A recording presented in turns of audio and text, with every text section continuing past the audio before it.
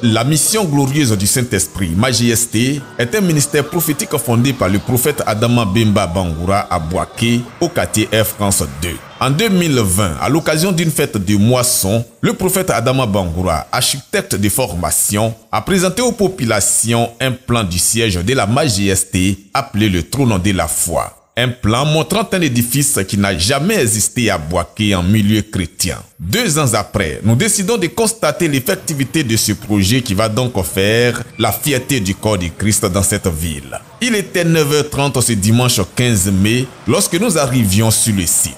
Grande fut notre joie de voir les travaux en cours avec la réalisation complète de 3 bureaux. J'ai eu une idée depuis longtemps, de faire un temps fonctionnel.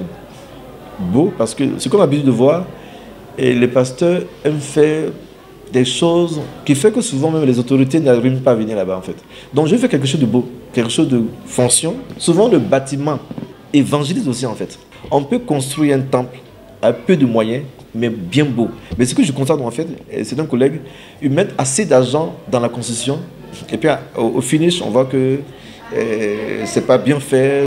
Construire un beau temple à moindre coût, c'est possible avec le prophète architecte Adama Bangoura. La réalisation du trône de la foi, le siège de son ministère à Boaké, est donc un bel exemple par lequel il veut encourager les serviteurs de Dieu à expérimenter gratuitement son savoir-faire dans l'architecture. J'avais 2 pasteurs ici à Boaké, que je suis architecte, je fais les plans gratuitement, mais personne ne m'approche. Donc je me suis dit que j'ai fini de construire.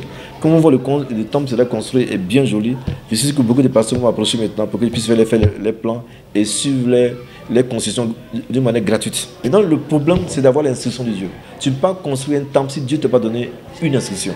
Tous les travaux sont réalisés par les fidèles avec à leur tête le leader de la Majesté. Pour eux, c'est une formation au-delà de la vie spirituelle qu'ils bénéficient de leur fondateur. Nous, en étant auprès de lui, non seulement on apprend du côté spirituel, mais physiquement aussi, il nous apporte beaucoup avec l'expertise qu'il a dans le domaine de l'architecture. Alors on ne peut qu'être heureux, c'est une grâce.